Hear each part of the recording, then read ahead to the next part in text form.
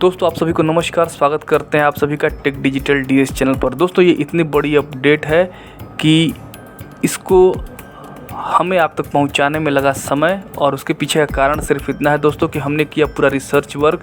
जब ये नोटिफिकेशन आया था दोस्तों 8 जुलाई 2024 को, जो ट्राई की तरफ से अपडेट दिया गया था ब्रॉडकास्टिंग एंड केबल सर्विसेज जो अमेंडमेंट किए गए टैरिफ में, उसकी अपडेट दोस्तों ट्राई के ऑफिशियल वेबसाइट पर नोटिफिकेशन के माध्यम से 8 जुलाई 2024 को पब्लिश हुआ। उसके बाद दोस्तों हमने इसको पूरा पढ़ा है। लगभग 54 पन्नों का ये पूरा डिटेल है दोस्तों, जिसमें कि एनसीएफ की भी बातें हैं, और इसीलिए हम कह रहे हैं ये इतना बड़े अपडेट है दोस्तों कि इसको सटीक और बेहद ही शानदार तरीके से और बेहद ही आसान तरीके से आपको बताना ज़रूरी हो गया था। तो अगर आप इस वीडियो को पूरा देख लेते हैं दोस्तों, तो आपको बहुत ही बारीकी से एनसीएफ के बारे में भी जानकारी हो जाएगी, और इसका ब्रॉडकास्टिंग और केबल सर्विसेज पर इतना असर क्यों है, और आखिर में ट्राई ने अब इसको बंद करने का फैसला क्यों लिया है। तो दोस्तों पूरी अपडेट है इस वीडियो में। इस वीडियो के अगले हिस्से में, वीडियो थोड़ा लेंदी होगा दोस्तों, लेकिन यकीन मानिए बेहद ही शानदार होगा, और आप आसानी से समझ पाएंगे कि आखिर में एनसीएफ से जुड़ी ये अपडेट क्या है। तो दोस्तों बने रहे इस वीडियो में लास्ट तक, और आइए चलते हैं इस वीडियो के अगले हिस्से में। नमस्कार दोस्तों, मैं हूं आपका दोस्त और चैनल होस्ट। आप देख रहे हैं टेक डिजिटल डीएस। सामने स्क्रीन पे आप दोस्तों जो नोटिफिकेशन देख सकते हैं, जो पब्लिश किया गया था ट्राई के ऑफिशियल वेबसाइट पर। पूरा नोटिफिकेशन तो नहीं है दोस्तों, लेकिन जो हेडिंग है उसका वो यही है। सामने स्क्रीन पे आप देख सकते हैं, the telecommunication broadcasting and cable services 8th addressable systems tariff 4th amendment order 2024। दोस्तों मेरे हिसाब से ये बहुत ही शानदार निर्णय है ट्राई का, जो कि एनसीएफ बंद करते हुए अब ये पूरी तरीके से डीपीओस पर छोड़ दिया गया है कि वो किस तरीके से एनसीएफ लगाते हैं। थोड़ा एनसीएफ को आपको समझाते हैं दोस्तों, आखिर में एनसीएफ क्या है, या यूँ कह लीजिए क्या था। ₹130 एक्सक्लूडिंग जीएसटी, अभी 18% जीएसटी आप इसमें जोड़ लीजिए, कितना प्राइस बन जाएगा। और ₹160 एक्सक्लूडिंग जीएसटी, इसमें भी आप 18% जीएसटी लगा लीजिए, कितना प्राइस बन जाएगा। दोस्तों इसका सीधा सीधा मतलब ये था कि जैसे ही आप कोई भी पेड डीटीएच प्लेटफॉर्म का यूज़ करते हैं और 200 तक चैनल्स देखते हैं, तो आपको एनसीएफ देना पड़ेगा ₹130, यानी कि 130 प्लस 18% जीएसटी में आप केवल 100 या कह लें 150 चैनल्स देख सकते थे, जो कि केवल एफटीए चैनल्स ही थे। लेकिन आपको इन चैनल्स को देखने के लिए भी लगभग ₹130 और 18% जीएसटी यानी ₹153 के आसपास देने पड़ते ही थे। इसमें पेड चैनल से क्या तो आपको मिल जाते थे या फिर नहीं मिलते थे। अगर 200 से एक भी चैनल एक्स्ट्रा हो गया तो एनसीएफ बढ़ के ₹160 प्लस जीएसटी जोड़ देंगे 18%, तो ये चैनल प्राइस और भी बढ़ जाएगा। तो कहने का मतलब ये था दोस्तों कि बेहद ही ज़्यादा प्राइस एनसीएफ के रूप में, नेटवर्क कैपेसिटी फी के रूप में, केवल आपको एफटीए चैनल्स देखने के लिए खर्च करने पड़ रहे थे, या फिर कुछ पेड चैनल्स ही देखने के लिए खर्च करने पड़ रहे थे दोस्तों। अब ये बताते हैं दोस्तों ट्राई की तरफ से वो क्या निर्णय लिया गया है। सबसे पहले दोस्तों एक पूरा प्रोसेस होता है, यानी कंसल्टेशन पेपर के माध्यम से ट्राई ने, यानी telecom regulatory authority of India ने पूछा सभी स्टेक होल्डर से, डीपीओ से, केबल ऑपरेटर से, सबसे पूछा कि आप बताइए एनसीएफ के बारे में आपकी क्या राय है और इसमें आप क्या सुधार चाहते हैं। आप सामने स्क्रीन पर देख सकते हैं ट्राई ने क्या पूछा था। Comments of stakeholders and analysis of issues, ceiling on network capacity fee NCF in the tariff order 2017, the NCF of maximum ₹130 has been prescribed for carrying 200 ST channels in the consultation paper. Stakeholders were asked whether the present ceiling of ₹130 for NCF should be readdressed, reassessed and revised.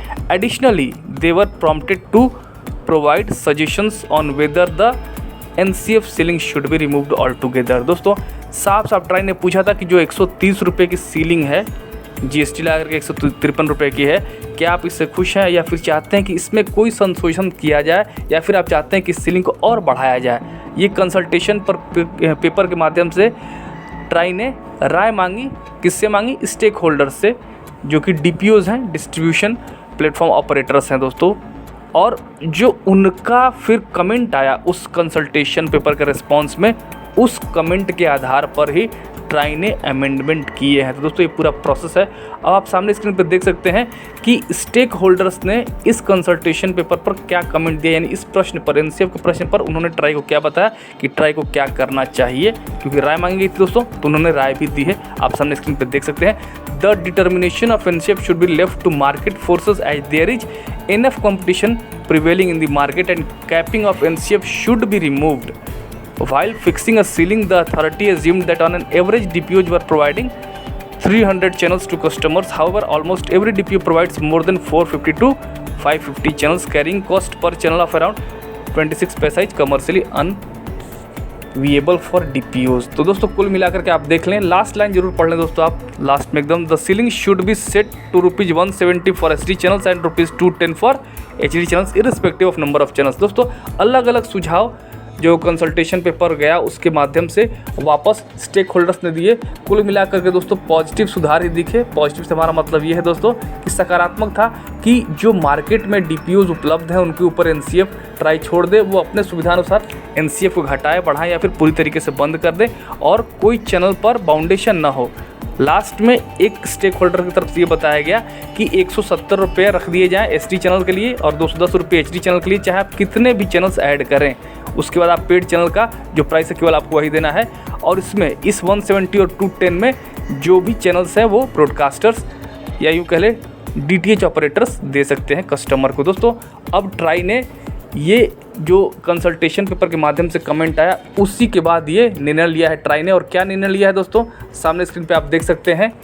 The authority analyzed the comments of the stakeholders and is of the view that DPO should be given flexibility of declaring varying NCF for different regions, areas. The authority also noted that offering of different NCF for different markets will not distort the whole scheme if it is offered in non-discriminatory manner to all the subscribers. Accordingly, the authority, page 25 of 54, has decided that the DPO should be permitted to declare different NCF for different regions, areas such as state district town within its service area. However, NCF for each region area shall be prompted to the authority from time to time। दोस्तों यहाँ पर try ने साफ साफ बता दिया है कि स्टेक होल्डर्स ने जो कंसल्टेशन पेपर के माध्यम से कमेंट किया वापस से, उसके आधार पर ट्राई निर्णय लेता है कि DPOs को ही ये छूट रहेगी कि वो किस तरीके से NCF देते हैं अलग अलग चैनल्स का, किन एरियाज़ में कितना NCF रखते हैं। स्टेट वाइज भी डिफ़र कर सकता है, लेकिन जो भी NCF वो देंगे कंज्यूमर को, कस्टमर्स को उसकी जानकारी देनी पड़ेगी। और ट्राई को भी इसके लिए जो ब्रॉडकास्टर्स हैं या यूँ कह लीजिए जो भी अलग अलग DPOs हैं उनको अपडेट देना पड़ेगा। तो ये बड़ा ही दोस्तों सार्थक कदम है ट्राई का, सकारात्मक कदम हम कह सकते हैं, क्योंकि जो पेड DTH प्लेटफॉर्म है उस पर सब्सक्राइबर बेस वाकई में कम होता जा रहा था।